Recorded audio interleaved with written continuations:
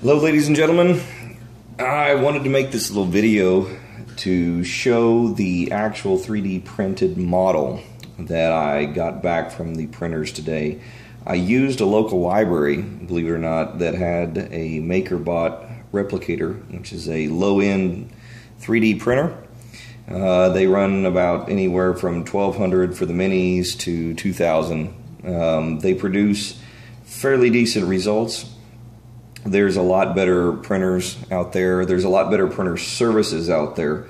But right now for a prototype, this is adequate, and I think it really gets you a good idea of how they come out, what is needed to be done to prepare them. As you can see, they're in pieces, and I try to keep the pieces to a minimum, so the assembly is effortless. But I'm not able to print off whole models as is because it's too complicated for the printer, and depending on what service you use, it may just take way too long. By combining it down into smaller elements, it makes it a lot easier for the printer to produce it, and I believe it's a little more cost effective. Initially, just by looking at these first pieces, I think that it was very successful. There's a few minor pieces, some minor elements that I think could be fixed in the future, but for the most part, it's pretty adequate. Right now, when I printed these off, the pieces, this particular piece was actually attached to what was called a raft. It's this, looks like pallet thing that goes on the bottom, and that is often requested by the printers. They will ask to have this thing turned on, which that will be not an issue for you when you're trying to send this off to get it printed. It basically gives a platform, a solid platform for the piece to be printed on, and it's easily removable. I mean, this thing popped right off without me having to do much to it. There was actually a couple other pieces that popped right off fairly easily. Something small like this fit in the window. It just popped off without me actually really touching it. When you get these things back from the printer, a lot of times you will have these what's called supports. And it's just basically not quite a honeycomb, but it's a zigzag pattern. And you can see that there's quite a lot of gap in between the plastic here. All of this is just to support it from collapsing when it's printing. This thing printed on its back like this, and it needed to support this arch that was going there, because when it prints, and you can see it very carefully, very minute little layers. It's actually kind of hard to tell because the printing was surprisingly good, but there's hundreds and hundreds of layers of plastic filament that goes in layer by layer, stacking another piece and another piece of flat pieces of plastic on top of one another, shaping it in such a way that as it goes upwards, it takes shape into what you see here. And so it makes these supports so that when it's going across there, it has a way of dealing with overhang. Otherwise, if you could imagine this being printed off, this piece here curving away, imagine if it's laying like this, if it's curving like this, you're going to have this cupped piece of plastic. So in that sense, it's going to be needed to have these plastic supports. I go about all that saying that it's very easy to remove these. Typically, you could almost take your bare hands and remove the pieces just by a little bit of force.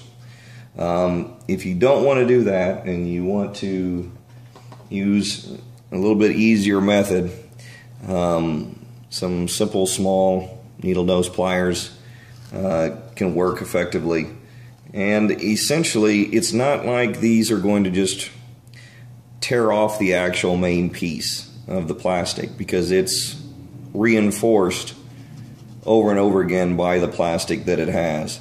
So when you're trying to break these off, I mean, in this case, a little bit too big, but see how you can actually squeeze those plastic pieces together, and see how it just snaps right off. Yeah, it can be a mess if you do it that way.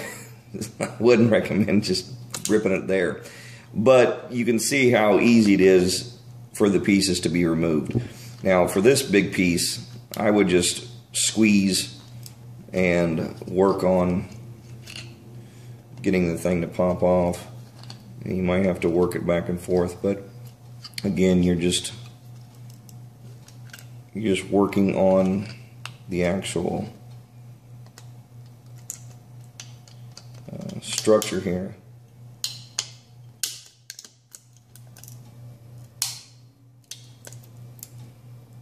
This one seems to actually be a little bit harder than usual, but again, once you get it started, it's fairly simple to break off.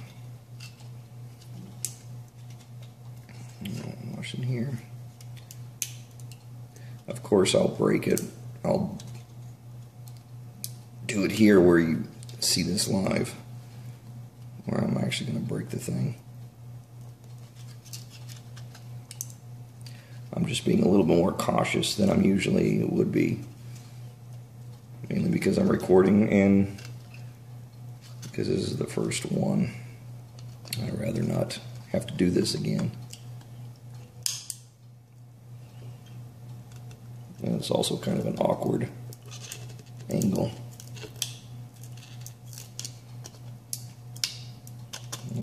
This may be what I'm talking about right here. Just kind of squeeze and work the plastic.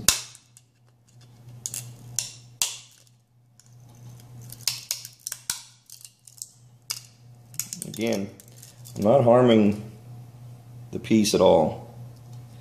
It's all this filament in the side here. And now, once I get piece actually pulled out of here, I can actually go in and start pulling it apart. If I want to, yeah, there might be a little bit of a mess here too, so I'd make sure that you're in a fairly good environment to deal with this.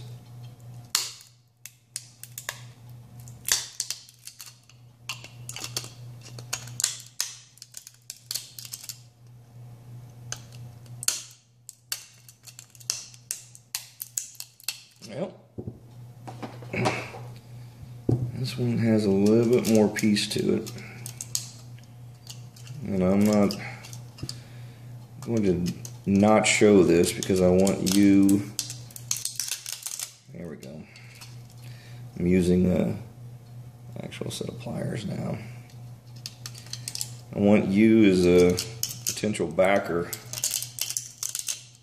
to see exactly what I'm offering, and if it's not something that you are interested in, then I want you to be knowledgeable up front before you go in and back this.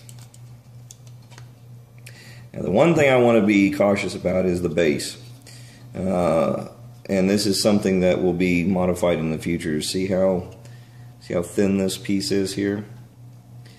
That's something that needs to be thickened quite a bit, almost at least the thickness of this side element, and especially the top. That's a nice thick piece. This needs to be expanded, and it will be. Like I said, this is a prototype. I wanted to make sure that the initial print looked okay. And you can actually see some of the shadowing. It almost looks like spider web. Very minute strands of plastic that can easily be taken off. But as far as the detail, you can actually see it under the light. I apologize, I'm not a videographer, so I'm making this video just the best I can here, but you can actually see that it has a fairly substantial detail. The piping shows pretty well. The bolts along the top are pretty good. But certain areas like this, and I'll get back to the main entrance in a second, but certain pieces like this, I may not be able to videotape this the way, because I'm wanting to hold it right.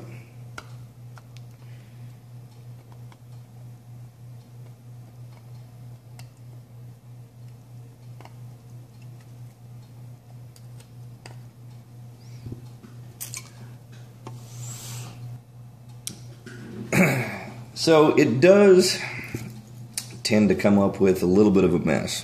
I will admit that. That is part of the downside of 3D printing that hasn't been really remedied yet. But as you can see here, worked a little bit more on it. It really is just a matter of not being too gentle with it. I mean, I went in there and started just squeezing and twisting, and the supports come right out. So it's not so much that you got to worry about. I mean, I would keep away from this piece, but again, when you have the file, it will not have that thin a piece, so you won't have anything to worry about. But just going in here, take a needle nose, twist it after you squeeze it, and kind of let it go.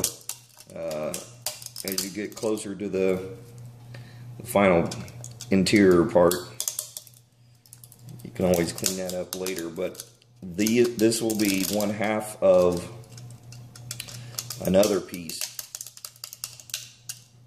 so you won't even see it inside.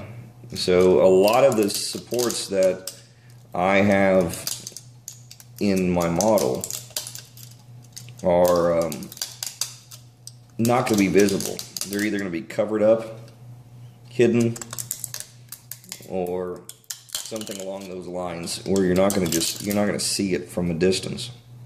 So there's really, again, this area, just be a little bit careful, but you won't have to worry about that because I'll take care of the update. You can see how it just comes right out. It's a lot thinner, a lot more flimsy. Get right in there. I mean, you may be cringing just from the sound of this, because it does have a kind of a harrowing sound to it, breaking the plastic over and over again.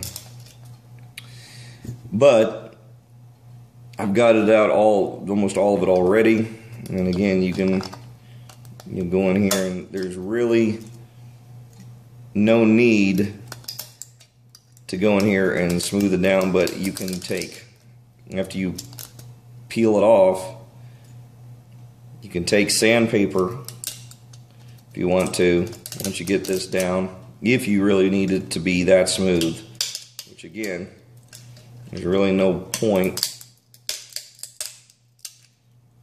This piece comes right on off. Hopefully you're able to see this pretty well. I don't have much lighting in here. I wanted to get this video done tonight because I was very anxious on getting this assembled. See how it looks, because I'm sure you are at the same time anxious to get this project finalized, and by supporters like you, I will be able to get this thing out to you in the near future. I'm just as excited as anyone else on seeing this project that started out just as a simple hobby of mine. It's to build models on the evenings after work, and it has gotten to be quite a bit more than that. I'm happy and proud to be a part of it.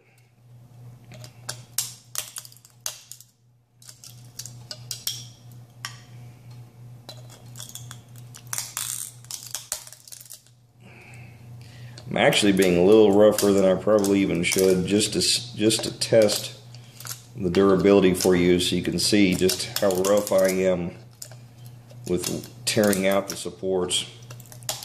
And again, nothing on the other side. It's perfectly fine.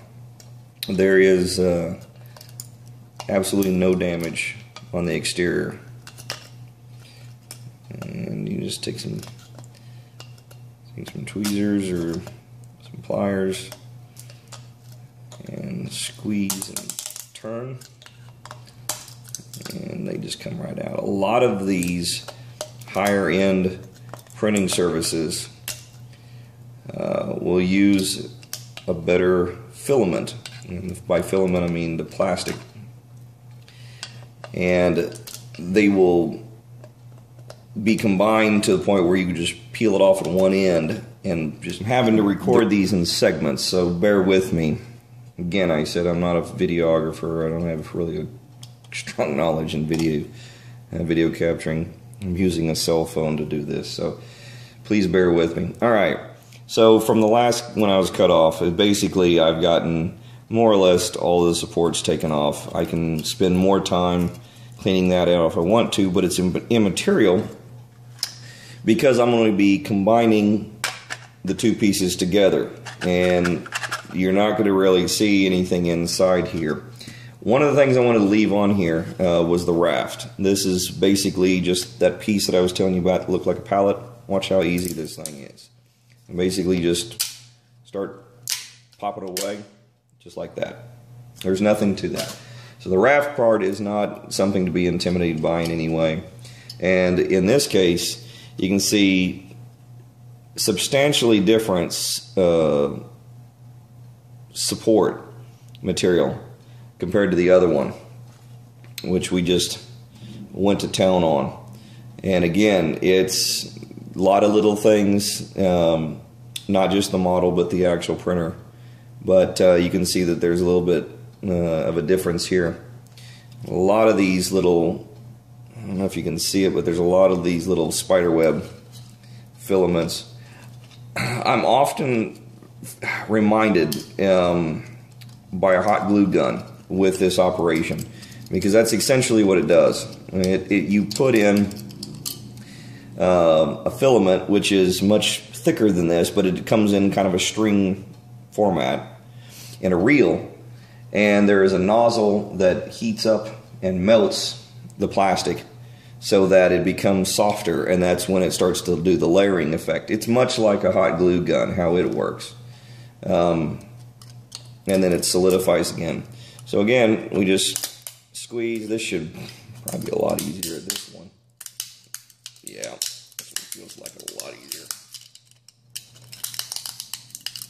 See, I'm just going in there and twisting it back and forth, rocking it until I can feel it eventually pop right out.